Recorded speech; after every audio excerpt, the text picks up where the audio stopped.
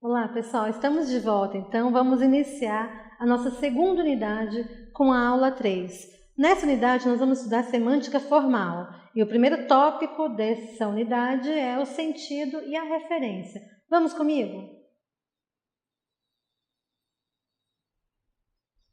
Bem, essas autoras, Mussalini e Bentes, apresentam 3 abordagens para a semântica nessa unidade. Vamos focar só em uma delas, a semântica formal. A semântica formal descreve o significado a partir do postulado de que as sentenças ou frases são logicamente estruturadas.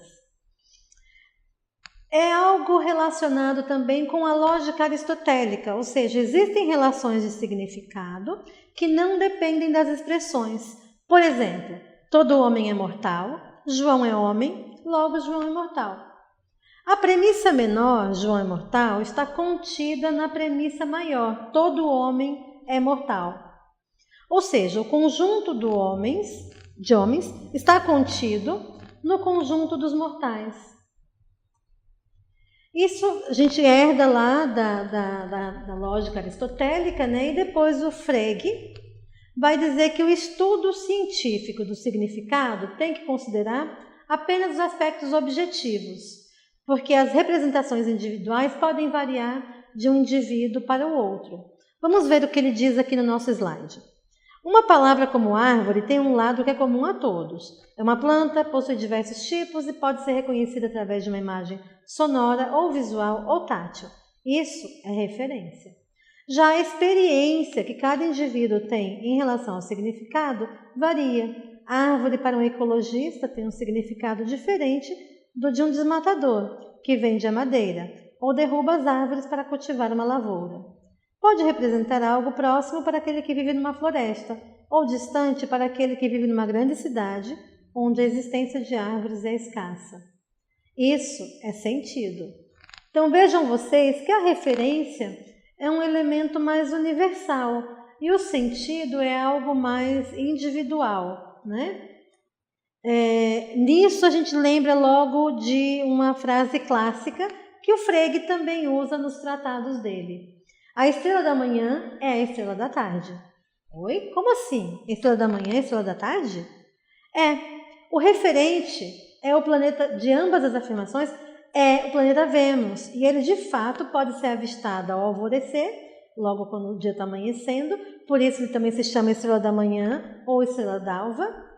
Ele também pode ser avistado no final da tarde, por isso também é chamado estrela da tarde ou vesper.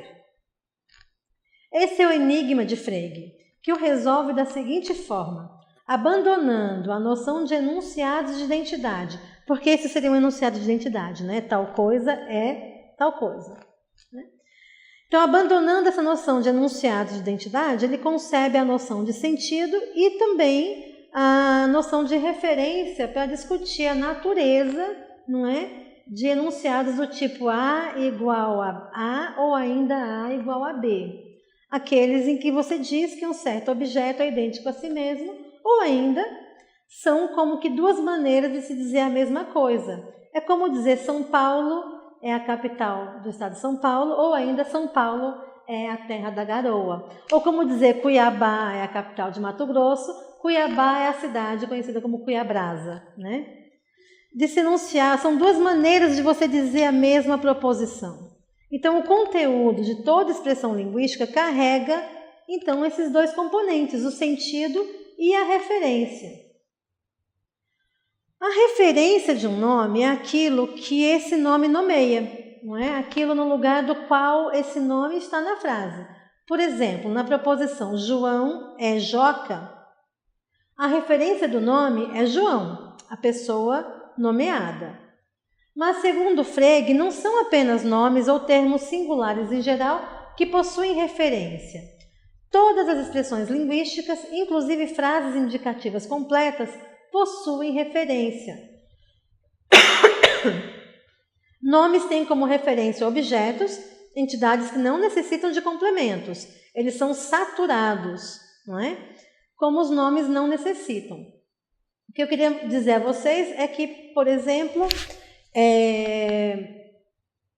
essas expressões linguísticas, não é, que possuem referência, me faz pensar a todo momento nas correções, quando eu faço correções de textos de vocês e devolvo com aquelas perguntas. Cadê o referente? Cadê o referente? Porque às vezes produzem uma asserção que não chega a ser uma asserção. Por exemplo, uma frase incompleta. Quando a frase está incompleta, falta esse referente, né? Então, por quê? Esses nomes têm como referência esses objetos. A gente precisa dessas referências na construção do nosso texto. O sentido de uma expressão é o modo como essa expressão se apresenta. Um exemplo que eu vou trazer para vocês é este. O prédio número 10 da rua A é o prédio número 20 da rua B. E você vai se perguntar, mas como assim, professora? Ora, dê uma olhada aqui. Um exemplo, eu sou uma péssima desenhista e não sei fazer no PowerPoint algo em 3D, mas imagine que esse predinho aí, no azul mais claro, nesse bloco do meio, né? Cada bloco representa uma quadra, né? Essa é uma planta normal. Você tem as ruas transversais e as paralelas. Tem a rua A, a rua B, a rua D e a rua C. Veja que esse bloco, numa cor mais clarinha, é um prédio que na rua A, ele é o número 10, a entrada dele. Mas na rua B, ele tem a entrada no número 20. Ora, se a gente sabe que esse prédio,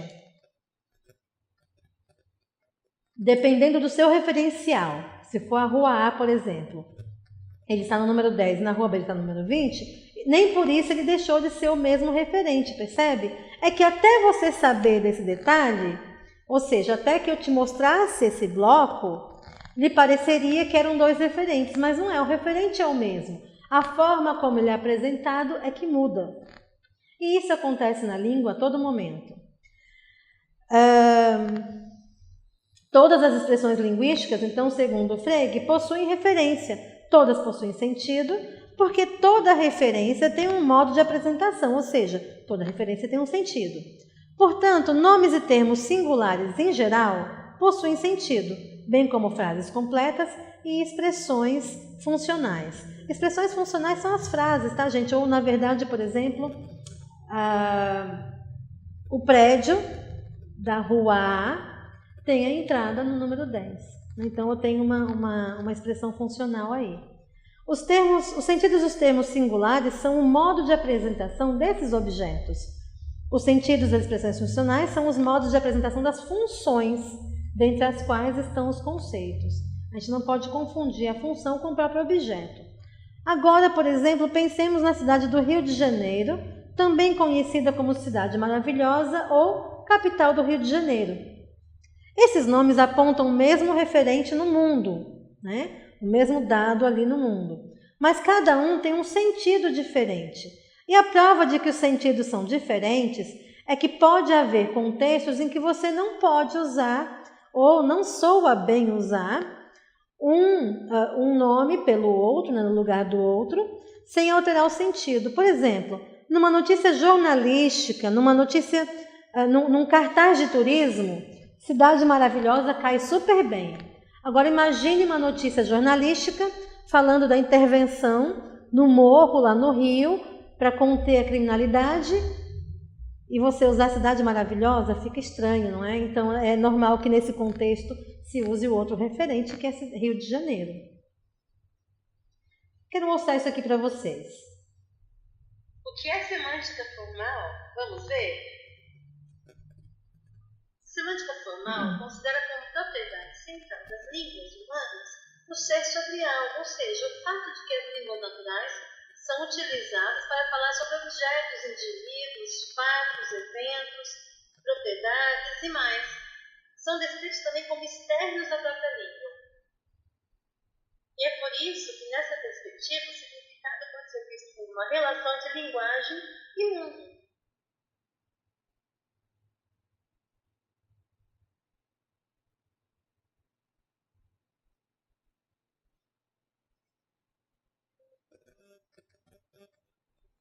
E é por isso também, né, que a referencialidade acaba sendo considerada uma das propriedades fundamentais da semântica formal, né, por conta dessa questão da relação entre a linguagem de um lado e de outro lado o mundo, né?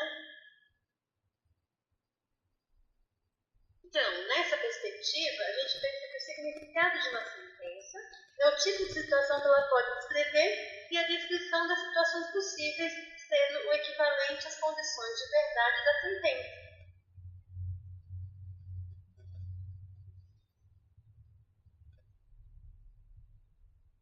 Então, um exemplo clássico disso que a gente está dizendo é justamente esses três conjuntos de sentenças. Dê uma olhada. Todas as aves têm penas, a cegonha é uma ave, logo a cegonha tem penas. Então, a verdade de uma acarreta a verdade de outra.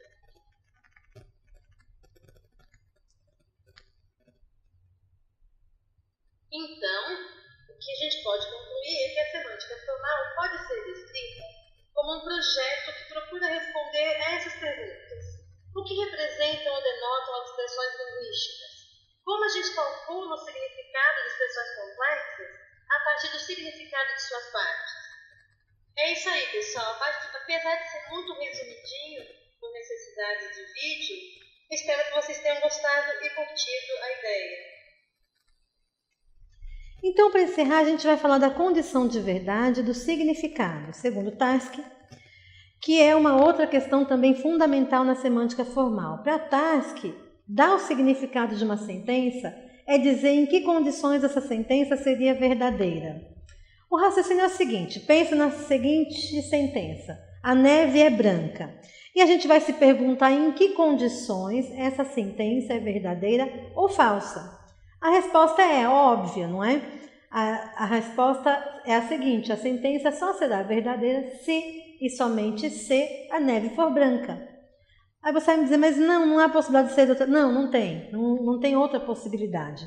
Por isso você vai obter essa fórmula. A sentença a neve é branca é verdadeira se e somente se a neve é branca.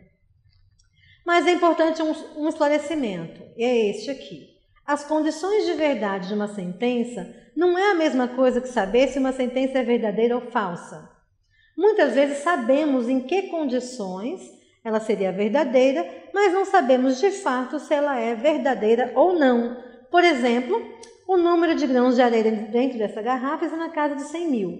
Ora, para você saber em que condições essa sentença é verdadeira, você teria que contar grão por grão até atingir os 100 mil, o que é uma tarefa, digamos aí, quase impossível, né? Na verdade, você assume ela como uma sentença verdadeira. A verdade ou a falsidade da sentença vai depender, então, da gente contar esses grãos, e aí você não tem como saber em que condições uma sentença é verdadeira ou não. O que precisa ficar claro, então, é que o significado da sentença está associado às condições de verdade da sentença e não à verdade ou à falsidade. Gente, então é isso. Eu espero que vocês tenham curtido essas inovaçõezinhas de inserção de vídeo, tenham compreendido a questão da referência, a questão da condição de verdade de uma sentença, e a gente se encontra na próxima aula, ainda nessa mesma unidade. Aguardo vocês.